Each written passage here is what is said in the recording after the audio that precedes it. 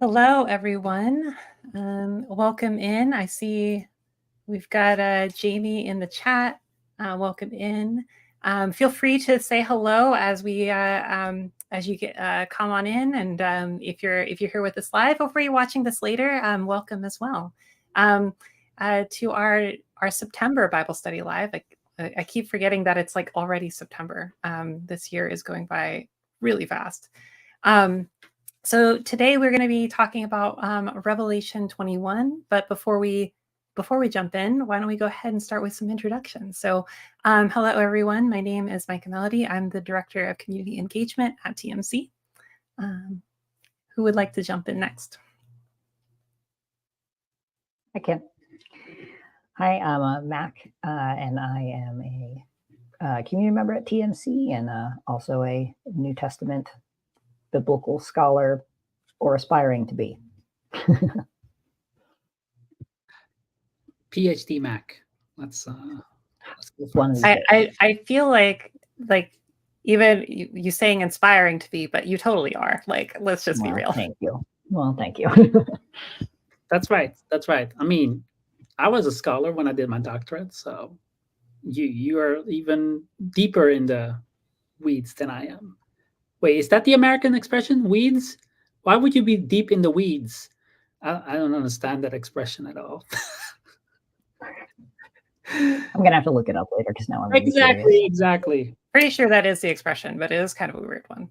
Yeah. I already explained to Micah Melody last week that I don't understand why you would ever shoot fish in a barrel.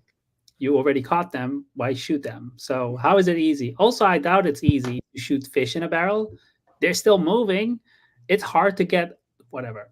My name is Miche. I am the Director of Operations of TMC, together with Micah Melody. And I'm so happy to see y'all.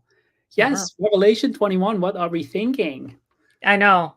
It's one of those things where I feel like some people love talking about Revelation. Some people kind of avoid talking about Revelation.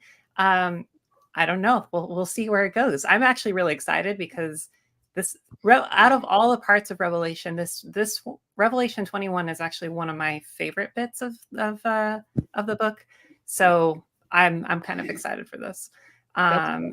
So before we jump in, just a little bit of overview of kind of where we're going. We'll read through kind of the passage section by section. We've got and kind of take it a piece at a time, and then we will jump in. Feel free to share in the chat what translations you're using, what kind of observations you have, what questions are coming up for you, especially because Revelation is, as we'll see, is a little bit kind of all the symbolism and metaphor. It can sometimes be really hard to understand, and it's very uncertain, and it's okay like that it's uncertain. But before we kind of jump in, I wanted to give a little bit of background on Revelation in terms of the genre. So Revelation is what is known as apocalyptic literature. I think a lot of times when we think about apocalypse, like the kind of pop culture idea of like apocalyptic films, like what is one of those, like Day After Tomorrow? Yeah, I feel like that's the one that always comes to mind. That's not exactly what apocalypse means in this context, although it kind of does come from pop culture representations of Revelation in the end times. Apocalypsis is a Greek kind of word that means to uncover or to unveil. So like literally it's kind of like a revealing, like a revelation, which is why this is the English translation of the book. And apocalyptic literature often uses symbols and metaphors to get at like what might be considered like a hidden reality or an unseen reality. And so it can often be hard to understand and leaves a lot of questions. And before we jumped in, I was reading the Global Bible Commentary, and I really love this framing of apocalyptic literature. So I want to just read this quote for us really quick. This comes from Christopher Rowland in the commentary on Revelation. And Rowland says, in their emphasis on Revelation, apocalyptic works can seem to offer a solution to complex theological problems. But Revelation does not provide answers. To explain every detail of Revelation as if it were kind of a scriptural puzzle whose only function was to conceal, fails to take seriously the apocalyptic medium whose aim is to question and to disorientate before offering a fresh perspective on reality through its extraordinary imagery. Revelation can make visible a horizon of hope. Apocalyptic symbolism can enable the oppressed to find and maintain a critical distance from an unjust world, from the prospect of the hope of a reign of justice. I just really like this framing because I think oftentimes one of the reasons we don't talk about Revelation as much is it can be unsettling or leave a lot of questions. And I like how Rowland says that that's actually okay. It's okay to have more questions than answers. So with that being said, before we jump in, anything that either of you would like to add in terms of like framing or general thoughts before we jump in? I think you about covered it with the fact that it's not, describing the end of the world, as I think a big thing. One of the like more prevailing theories about what Revelation is uncovering is that it's actually more of like a metaphor for a lot of involving the downfall of the Roman Empire instead, which I think is very helpful when looking at a lot of the symbolism, not so much in this chapter, but in other places where you get some weirdly precise imagery that leads to people trying to like calculate the number of the beast and all of that stuff. The prevailing theory is that it's about the Roman Empire, which is reassuring to me, as we were talking about before we started, as someone who read all of the Children's Left Behind books and had a lot of anxiety regarding the just violence included in there. Yeah. I also like Revelation 21 because it's one of the few non-Hebrew texts that use the prophetic perfect tense. So there's not a lot of examples in Revelation, but Revelation 21:4, we're getting there. Prophetic perfect tense. Yes, we'll get there once we get there. Absolutely. Well, with that being said, why don't we jump into the verses 1 through 8. So I'm reading this out of the NRSV, the non-updated version, because I haven't updated it on my logos yet. But here is, let me read this for us. Then I saw a new heaven and a new earth, for the first heaven and the first earth had passed away, and the sea was no more. And I saw the holy city, the new Jerusalem, coming down out of heaven from God, prepared as a bride adorned for her husband. And I heard a loud voice from the throne saying, "See, the home of God is among mortals.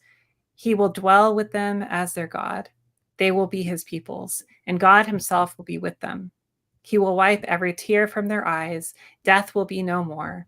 Mourning and crying and pain will be no more, for the first things have passed away."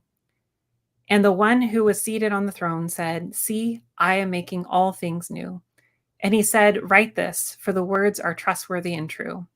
Then he said to me, "It is done. I am the Alpha and the Omega, the beginning and the end. To the thirsty I will give water as a gift from the spring of the water of life. Those who conquer will inherit these things, and I will be their God, and they will be my children.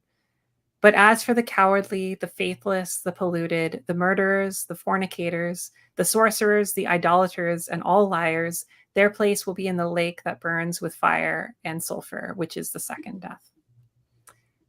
Some both beautiful and intense imagery, all kind of like combined together in that section. What stands out to you all? And again, as if there is anything that stands out to you, anyone in the chat, feel free to put any questions or observations you have as well, and we'll discuss them as they come up. Well, first off, I'm glad that you read that section because I have the song Alpha and Omega by the Gaither Vocal Band that just like plays in my head whenever I hear the first line of this part, because they just like quote the beginning at the beginning of the song. And so it would be stuck in KJV for me, regardless of what I read. So I'm glad you read this. It's a good song. It's one of those that I still go back and listen to even now, just because it's such an exciting song. On the more of the Bible study note, though, I was looking at the Wisdom commentary on Revelation, which was published last year. And Lynn Huber wrote a very, very good, she wrote the Revelation one, and her chapter on this section was very interesting, and I found a lot of it really helpful. And one of the things she talks about, she also talks about how Barbara Rossing argues the same thing, is that the old heaven and the earth have passed away. And she notes that even though when we hear pass away, we think of death, it doesn't actually mean death or destruction. It's just that they're gone. And earlier in the book, heaven and earth flee away. And what she says is that this might be John saying that creation is still good. Creation doesn't need to be destroyed for something. The old empire, the old way of being that people do is gone, but creation's not the problem. And I really like that, because sometimes when I think of Revelation, I think of the whole earth being destroyed and all of these terrible plagues and whatnot. But the idea that, they're fine. They left because their time is done, but now there's a new order happening without all of the destruction is nice. I like that. Yeah, that's really interesting. I just quickly looked at the gloss in the Pocket Lexicon, the Greek New Testament, aparexamai, which is I go away from a place. So like that is really interesting I've never really noticed that before. And I love that interpretation because again, I do think that oftentimes that passing away language, this is where we do get the end time sort of like interpretation of like this destruction and violent destruction, and where we think about apocalypse in the kind of pop culture sense. But I love the idea of it. It's like a moving on from not necessarily a complete demolishing or a destruction, but it's it's almost like it's going to a new place. Like, and I like that. Yeah, I like the idea that creation gets peace too. Creation gets to go to peace as well, even if it's maybe a different peace than this New Jerusalem. Yeah, especially considering if you think about creation and just the ways that creation is constantly being harmed, and thinking about the kind of the ways of a lot of the harm in the environment and the things that humans are not the best stewards of creation a lot of times, most of the time, I would say. And so like allowing creation, I love that how you said that, creation being allowed to have rest and peace is really beautiful. I feel like creation deserves some space from us. I think that's fair. Yeah, that's definitely fair. Yeah. Mac, does your King James version says the former things have ceased to exist, or does it say the old things are passed away? Like are No, the old things. Let's see, where did it go? Were passed away. Yeah. Same phrasing. The phrasing in the KJV to the NRSV, even to the UE version, is actually pretty similar in this passage, which doesn't always happen, but in this case. Yeah. I was wondering if older translations would use that aorist prophetic tense, because it says the former things are passed away, which is one of those examples of funny, like, that's not English, Lana.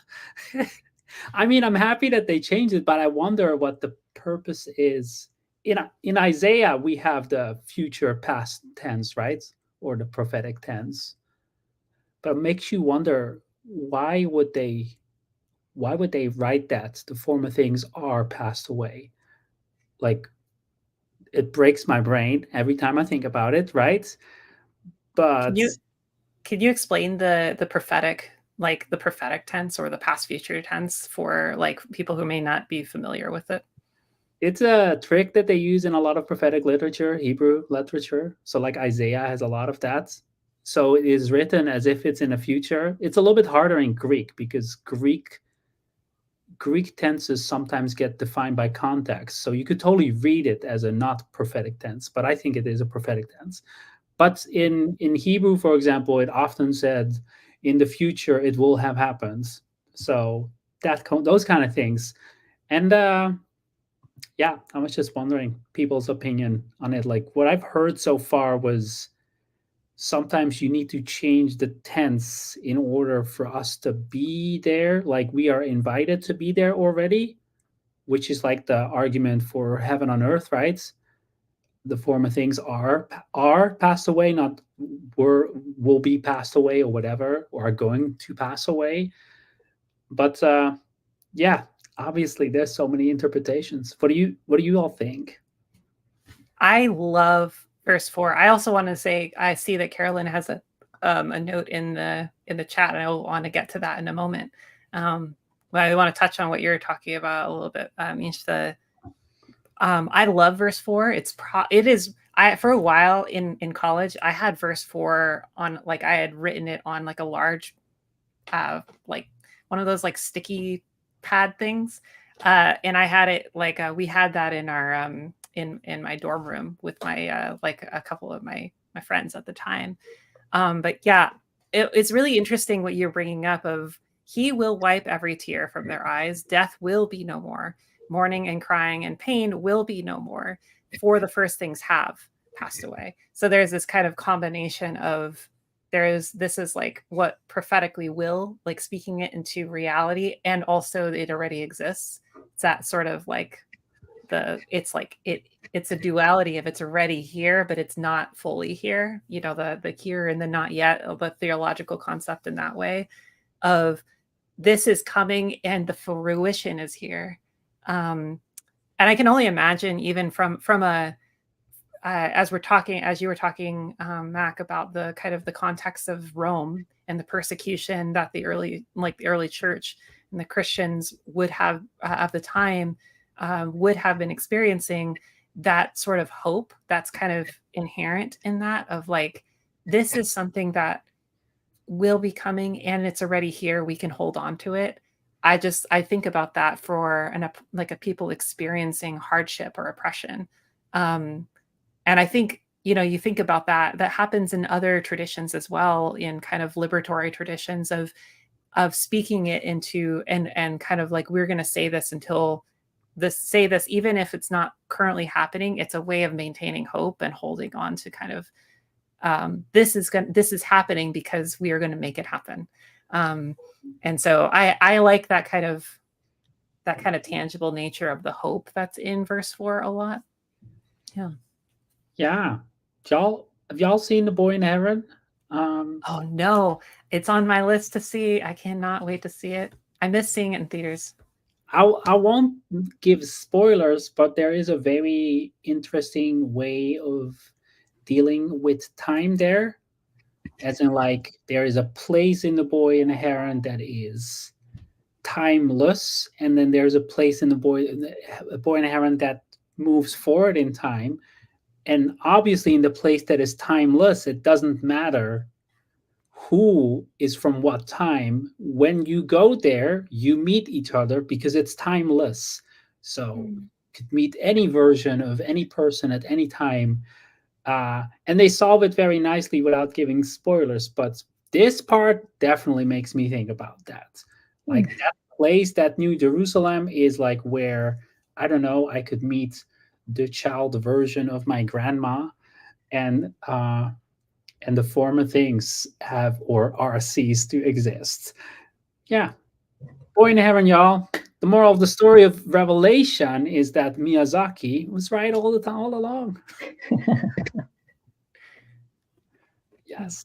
You wanted to respond to Carolyn, Melody? Yeah. Carolyn says, I feel like I have weird feelings when there is a bride/groom imagery, like in verse 2, as it tends to get extrapolated to complementarianism. I think that's absolutely true. And that oftentimes complementarians will point at Christ as the groom and the church as the bride, which to me, I always find a fun queer image to me. Like, there's a queerness in it of like the church as a whole. Like, there's some like messing with gender and kind of queering that's happening here.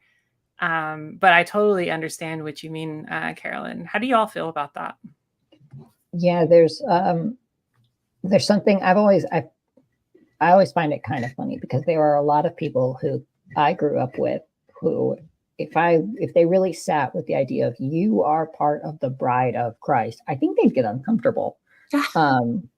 Like I think a lot of the cis straight men would get uncomfortable. Be like, okay, well, you insist on this, so there you go. You are part of the bride of Christ. But I like what you're saying about there being some sort of some gender nuance going on, and that's one of the things that Lynn Huber brings up quite a bit in her commentary, is the fact that there's a lot of sort of gender ambiguity and going in between and beyond genders in Revelation. And that's one thing I noticed, translation difference. In the NRSV, in verse 7, it uses, I will be their God and they will be my children. The Greek is singular and says son. And while I get when we're going for more inclusivity, I think we lose a bit of some interesting gender nuance here, because right here we have son, but in the next couple of verses, that son is the bride of Christ. Ooh, that there. And so that's kind of fun, that fluidity, the going in between those things of like, there's not one gender given to this people of God. Mm-hmm. We have, there's multiple going on. There's some fluidity there, moving back and forth.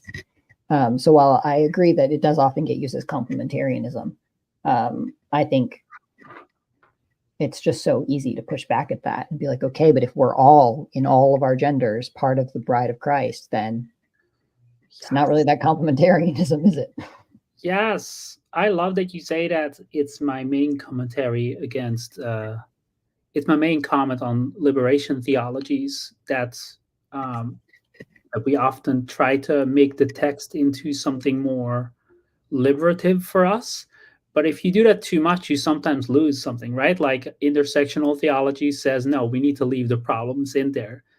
And if you leave the problems in there, right? Like Genesis 1 says male and female created them, go forth and multiply, right? Heteronormative text. Revelation 22 speaks about a bride as well. That's the final chapter of the Bible speaks about a bride. And the first chapter of the Bible speaks about male and female. So very heteronormative. So it's very tempting to just push it away and turn it into something more inclusive. And I think there's a space for that. We need to not like get rid of that. But if you do that too much, you definitely miss those nuances that you're talking about. Because if we leave it's kind of like beautiful that it starts super heteronormative, and like you can't really read around that. That Genesis 1 is very heteronormative, but then all of a sudden you read the last 2 chapters and it's like, yeah, you're my son, you're my bride. I'm like, okay, now we're talking. So there is some beautiful redemption in there for queer folks. Yeah, I feel like I'm currently reading in Indecent Theology on Marcella Althaus Reed, and that, again, I think she does something very similar of kind of like not wanting to obscure some of the forms of oppression, or like especially in gendered oppression, that often get glossed over and have been in different liberationist movements. Not to say that movements of liberation are bad, because they are incredibly needed. And yet, if we do it uncritically, I think, Carolyn, I really appreciate you bringing this up, because the bridegroom imagery can, like, it is an uncomfortable thing, and it historically has been used in a way that minimizes the role of women and feminine people in kind of puts in a subservient role within kind of Christian tradition. And so, like, we can't ignore the fact that that's a reality, and we have to hold it for what it is too, as well as the possibility of there being some ways that this could be queered. This can be expanded as possibility, but it doesn't deny the reality of the impact of what dominant theologies have held.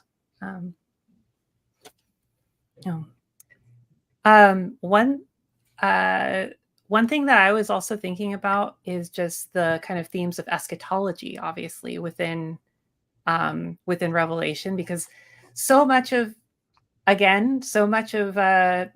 Revelation has been interpreted in many different ways, of Revelation being pointed to the end times, or the end, and the kind of this image of like a new Jerusalem, a new heaven and earth. The old things have passed, the new is here. This is kind of like a eschatological image. And for those people who might not know what eschatology is, it's the study or the thought of the things at the end, or the end things, where we're headed. It's kind of like, where is the trajectory of history going? And so thinking about this, what are your thoughts on kind of some of the kind of how this text kind of has shaped, as well as like what it might like offer to eschatology? I know we've been talking about kind of the idea of the Left Behind series. I also grew up with Left Behind theology. I just today I was on Reddit, and I just stumbled across on one of the subreddits. I stumbled across an image that said of a sign that says Jesus is coming. The rapture will happen on 9/18/24. Well, I guess we're gonna wait for it today. Like, it's happening sometime while we're on this call, apparently. EST or PST? It doesn't specify, so it could have already happened, because on it might have already happened and we're still here. I don't know. I don't know. Jesus might be on the East Coast. I'm not sure. I think so. Yes. The language of heaven is Southern. Oh Yeah. my, yeah. No, I find it super interesting. Some may know that I started my theological journey at Dallas Theological Seminary. Ouch. So dispensationalism is the reason why people go to Dallas Theological Seminary, and Dutch people study at university they disagree with, so that they can get a bigger thought. I just didn't know that was not tradition in America. In America, you go to the university that you agree with, otherwise you get an F. So I did not do well. Yes. You did well other ways. You just might not have done well as far as letter grades go. Yeah. Well, they still gave me 100 out of 100, but my papers always came back red. Yeah. Very red. So, but yeah, no, it is hard. It's also hard as a Jew. We don't talk about heaven. As in, like, talking about heaven puts you on the judgment seat, and Jews can't judge. So the moment you judge over others, right, that's like borderline blasphemy for Jews, because, like, oh, if you talk about heaven, you also need to talk about who goes to heaven. If you talk about who goes to heaven, that means that you need to judge who goes to heaven. And if you do that, you're pretending that you're God. Does that make sense? So Jews don't really talk about eschatology. I wish Christians would take up that mindset. That'd be great. Would be great. Lovely. Did the Jews just solve it? That would be great. Listen, there's a lot of things that I really wish that we would do. That is definitely one of them.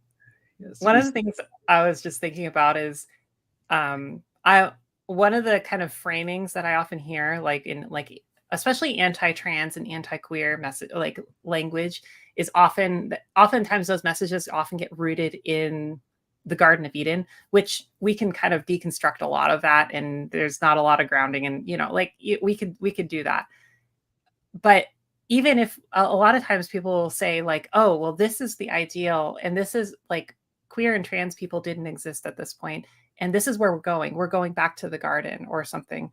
It's not actually what we see in this passage. It's like not, there's a new, as we were talking about, there's like this moving, this like the first heaven has passed, like the heaven and earth is this moving on, and like a renewal of some sort, right? The other thing it makes me think of is people who think about like the rapture, or kind of this, what I often think about as like lifeboat theology of like, we're in this like life in a very temporary way, and then at some point in the future we're going to be saved and go into heaven, and it's this disembodied thing away from earth. But it's also not what we see here, and it just makes me think of like how much of like our view of where we're going, the view of the eschaton, or like the end things, shapes how we act in the world, like today. Like how we think about eschatology like really impacts how we are in the world. And I don't know, I just, every time I look at this passage, I'm like, a lot of the things that people talk about don't match up with what we see, even if this is where they're drawing this from. It doesn't match. So that's some of my thoughts on that. Yeah, that comes up a lot in the theology I heard growing up, that comes up a lot, especially when it comes to climate justice and social justice in general, because the most important thing, especially because for a lot of folks who do believe in that sort of lifeboat theology, we are in the last days. It could happen any day. It could happen today, apparently. And a lot of what that means is that what we need to focus on is making sure that people get saved so that they don't get left behind. So we're not talking about preserving creation. We're not talking about fixing injustice. We're not talking about equity or any of those things, because there's not enough time for that to be important. We're leaving tomorrow, basically. And so you do end up with this sort of socially irresponsible theology of just like, the only thing that matters is whether or not you've got your ticket, because the boat's leaving, is pretty much the end of the story. And you end up with a church that does nothing for the world that we actually live in. Yeah. So we just keep hoping, like, oh, well, I hope Jesus comes back tomorrow, because if not, we've got a lot to answer for. Yeah. The kind of the way you talked about, like, not thinking about climate justice, not thinking about that, also matches up with the interpretation of passed away. Like, if you interpret the old things that passed away, meaning like a destruction, then what does it matter at that point? Like, how we care for the earth now. But if it's worse, the fact that it's in such bad shape means that we are in the last days. So it's actually not a bad thing. It's a good thing. Yeah, I've heard that too. Yeah. I see Carolyn says, I really like eschatology in terms of the imagination required, especially when praying that it will be on earth as it is in heaven. Like, change will happen and our tears will be wiped away. Yeah, I think that's beautiful, of like praying for that to happen, of that being a sort of, we're moving towards that trajectory, or aiming toward that trajectory of letting that be the reality. Yeah. Mac, what does do you have a lexicon with you? Because I'm looking at 7 Ovicon, like I mean, it's conquering, right? So how does your translation say, why do they say, first God says, those who are thirsty, I'll get you some water free of charge. And then it seems to say those who conquer, like, oh, conquer, like, yes, Ovicon is like those who conquer, right? Mm-hmm. Yeah, conquer is, that's the word. Let me pull up. There was something in this commentary that I was looking up that had it, that talked about that, but I don't remember what it was. So I'm gonna see if I can find it really quick. Because I thought that was really interesting, just to like stick in there those who conquer. Those who conquer. Like, it's almost as if you read it, it's like, oh, those who are thirsty, I'll give water. Those who conquer, I will smash them. No, but then he says, those who conquer. Well, I do wonder, there's sort of like the first thing, whenever I hear conquer, the first thing or overcome, which is what some of the other translations put in, I immediately think like, for I've overcome the world. So that promise that as Jesus overcomes the world, we can overcome the world. And then what Lynn Huber puts in here is that it's another sort of ideal masculinity idea of like, these people are the ideal, and we get that more masculine image again, like the son situation. This is a son who's inheriting and has deserved and has earned it idea as well. And then once again, back to bride, which I think is really cool. Right. But yeah, I think it's weird that it doesn't say what exactly you're conquering, what you're overcoming. It just says those who do. It refers to, I can't read it from, like, yeah. Interesting. Wow, look at us still talking about 8 verses, right? So much in here. I feel like we could probably talk about these 8 verses the entire time. Pretty easily. Yeah. We haven't even touched the vice list. Yeah. I do actually want to touch on that before we go on, because I think what you brought up, Mac, in the notes, that's so important. Do you want to talk on verse 8? Yeah. So I think I find it annoying that here we are in the last book of the Bible and there's yet another vice list. I just think they're annoying. The fact that they come up so much. But one of the things that I was reading about is how both Eric Thomas and Jose Esteban Munoz have talked about this idea of disidentification, because whenever we see vice lists, I think in general, queer people get nervous pretty much immediately. Because whenever you have that super vague word, porneia, that becomes fornicators or prostitutes or sexually immoral or anything, lots of people like to put in queer people there. And so Eric Thomas and Jose Esteban Munoz have sort of proposed this idea of disidentification, which when I first heard it was like, yes, we don't we're not putting ourselves there, but it's actually not. What it actually is saying like, okay, I'm on the outside, but I'm going to turn that into a place of power, which I'm going to be honest, I don't like very much as a theory, because I don't accept that I'm on the outside. And so what I kind of like more for a vice list is emphasizing the harm that these groups do and focusing on the harm rather than the people. Like, what if these groups of people were no longer, like, the faithless become faithful, the polluted become pure, and let's pretend like that's not super duper loaded, and move on to the next one. But all of those things of like the harm that is perpetuated by these things ceases to exist. And therefore people aren't these things anymore, because the old things are passed away. There's something new now. I like to focus on that more than like, oh, this is the list of the people who are out to who knows where. Well, in this case, we do know where. Lake of Fire. Yeah, like Nirvana sings, although they covered the Meat Puppets, so I guess the Meat Puppets sing. I was never allowed to listen to Nirvana and never caught up. Oh, there you go. There you go. Listen to Lake of Fire by Nirvana. I'll put it on the list. Yes. I also think about this in the context of, again, returning back to the context, the context of the Roman occupation, and thinking about kind of what people who are experiencing like legitimate fear of a political like empire that's like occupying and controlling bodies, and like is actually experiencing a lot of like if you think about it, faithless, pollution, murder, right? Like these things that might be very tangible realities for people who are fleeing from persecution and fleeing from harm. Like, to me, like putting this in here, I think about it in that context of like how much we think about, oh man, I hope that people who are doing these awful things get justice.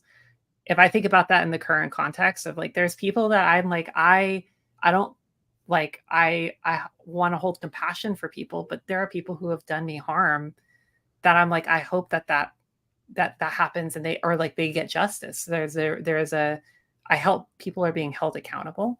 And so I almost feel like in a way of looking at it this way, sometimes I read these vice lists as like, not wishful thinking, but kind of like a way of holding hope for some sort of just reality. But it doesn't excuse the fact that like they are also used to exclude as well, right? So I can understand the context of where it might actually have moved towards hope in the moment, but also those things have also, it also seems to stand against kind of the ways that we look at kind of the ministry of Jesus and the action of Jesus of standing with the people who have been on the outside. And yet here we have a vice list that is labeling people as being on the outside, like also not disregarding the fact that Jesus talks about like Gehenna as well. So like, it's all complex, but I'm holding all of that tension together. Yeah, I do like the idea that what this says is that in the New Jerusalem, even though so many things are going to be so good, that doesn't mean we're just pretending like there is no harm. There will be justice for it. I like that, because I think that sometimes we do want to think of, oh, at the end of it, it's all just going to go away. Everything's going to be perfect. And then it's going to be like as if it never happened. And that's not what's happening. There is a form of justice. So I like that. Right, because what would happen with confession? See, there I go. The Jew here is like, wait, isn't confession something beautiful? So how how will you confess in heaven? Sheesh. Sheesh. I find confession beautiful. Let me say it like that. I think confession is a catalyst for change. Yeah. Oh, If done well. If done well, yeah. I'm also was a little distracted here looking at the the the gender of so the pronoun in Lake of Fire is neutral, but Lake is feminine. Is John just high? Like, are we just like 2,000 years later thinking, prophetic tense and look at this, but is John just high and like, oops? I don't think I need to dig deeper in it, but in verse 9, the moment that they start talking about the lake of fire and sulfur, they're mixing up genders. How do you Yeah. say it in English? Cases. Mm-hmm. Sorry, y'all. No, I'm looking No, at it right yeah. now. Yeah, I can see where the kind of the gender lake is the feminine, fire and sulfur are singular neuter. Yeah, but the descriptions of not interesting. It would be an interesting kind of like a deep dive of the like the grammar of that sentence.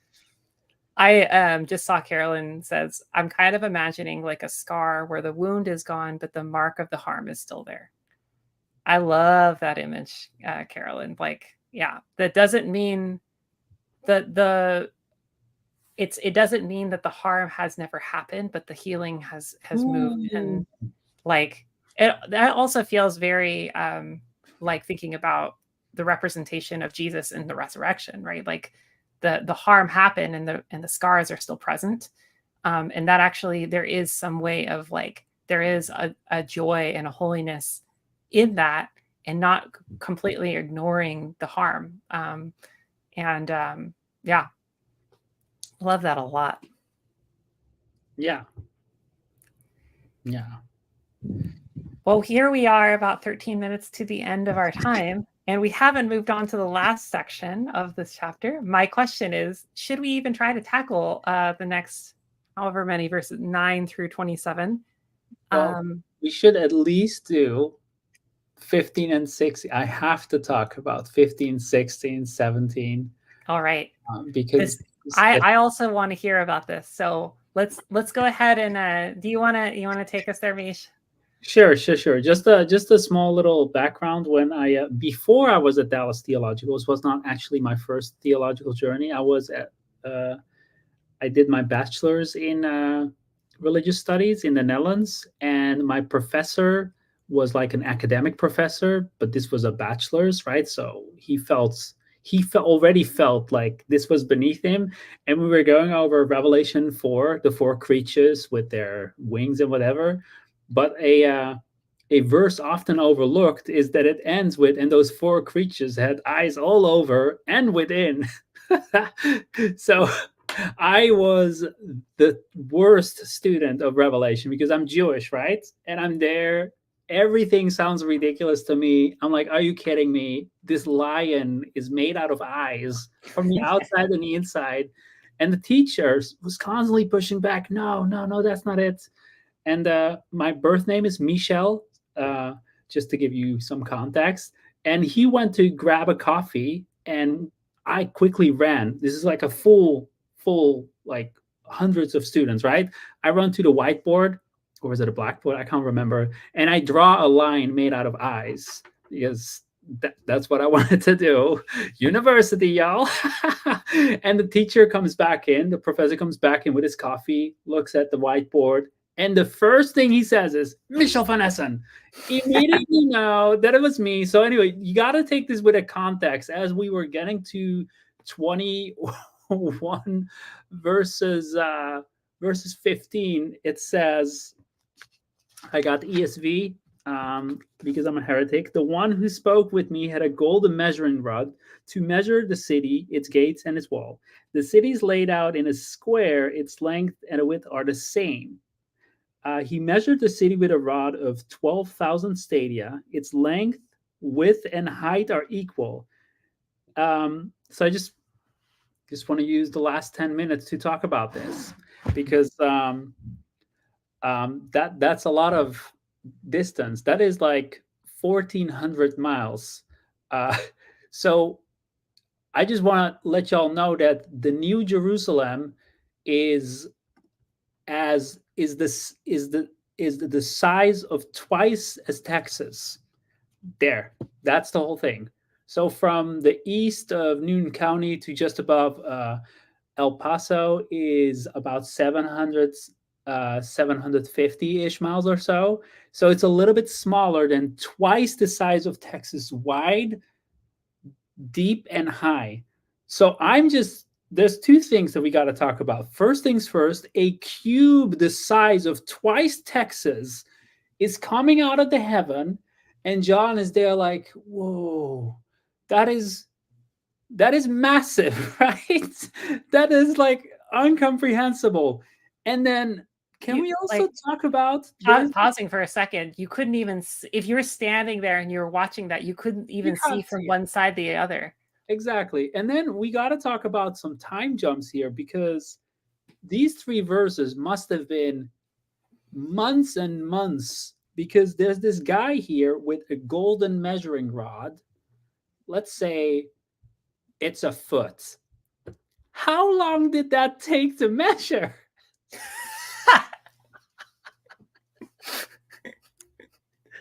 Like, did John just sit there, watch it?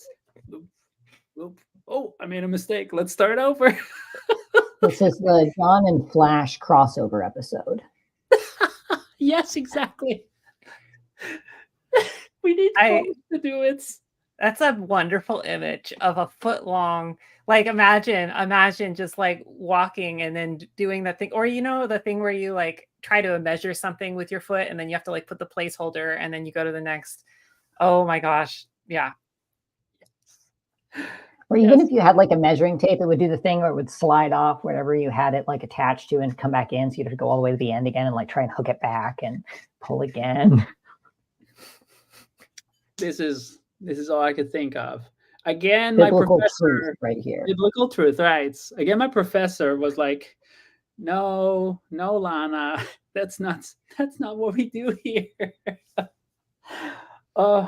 Hey, if we're taking the Bible literally, then we need to deal with the fact that Flash John had a ruler. And it took a long time. Yeah, exactly. So it's big. How much cubed is that? I feel like we should measure that as well now. Let's see. Hold on. I see the question about what that unit of measurement is, and it gives you stadia, which I don't know what that is, to be honest. Furlongs. Yeah, I don't know what. Yeah. In KJV. In NRSV, it translates it to 1,500 miles in one direction, right? So, okay. Which, if you cube that, that would be for simplicity.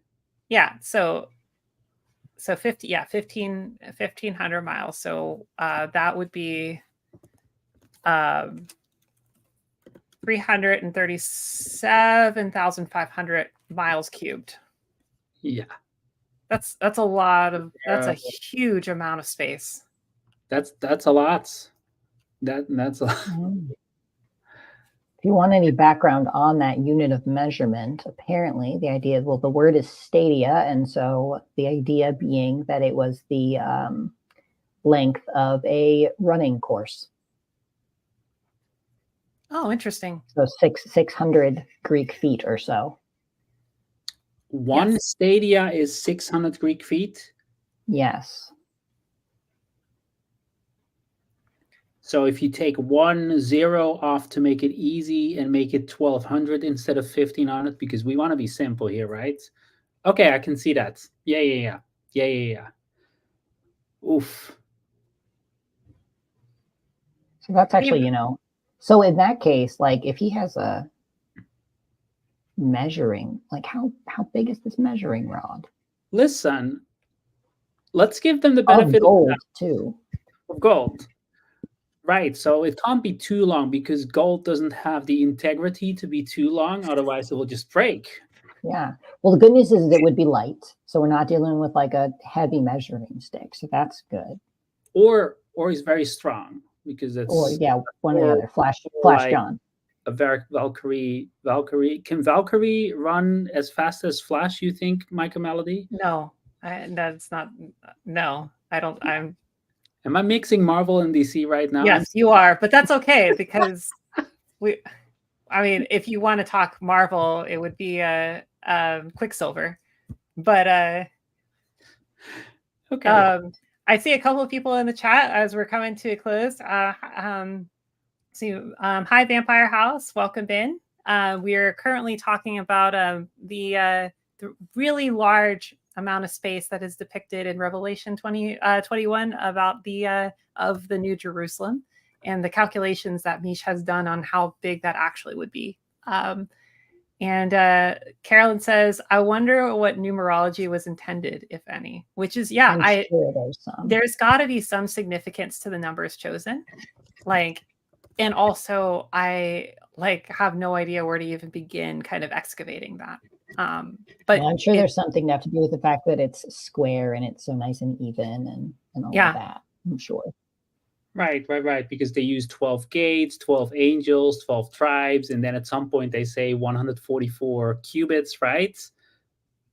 Wait, that makes too much sense. Carolyn, you're onto something there. That makes too much sense, right? Like 12 multiplied by 12. So if you measure up everything, we just got to count how many mentions of 12 there is before. Okay, I need to be broken out of this. Y'all need to not encourage me to do this. Well, I'm seeing here that it might be a reference to Ezekiel 40 too. So that might be fun. Oh, stop. I also see Jamie says, this time I'm thinking about how the new heaven and earth sounds like the passing from one generation to another. And one sign of this passing of time is or are weddings. That's an interesting way to look at it, of thinking about, especially if we're thinking about have passed on and kind of the moving on of, and also if we're thinking about the context of Rome, how do we know it's happening? There will be these moments of celebration and newness and joy. I like that. And Carolyn also says, I love these kinds of logic discussions. And as a fun fact, if we took Exodus literally, then pi equals 3. It's always fun to kind of hey, if we're talking the Bible is literal, these are always fun ways to kind of look at that. And I'm glad we're having fun with this. It's really fun to kind of look at, these things. I'm really glad we were able to make sure to have time, because I was really curious when you were talking about this during retreat, when it came up. And that's actually why we were talking about Revelation 21, because Miche brought it up at retreat and I was so intrigued. And so please go in on it. Yes. 2 Texases. No, wait. Let me take that back. 2 Texai, because the plural form of Texas is Texai. Obviously. Yeah. That's massive. Right. When you see a ship come down in Star Wars or Star Trek, that I'm so sorry, everybody, that I just insulted there. But the ship comes down and it's you're really not doing well with fandoms today. I'm just gonna do Dune. When the Dune ship comes down and you see the massiveness, even more massive than that. Yeah. Oof. Yes. I like it. Well, as we're kind of coming to an end, any kind of takeaways for anyone?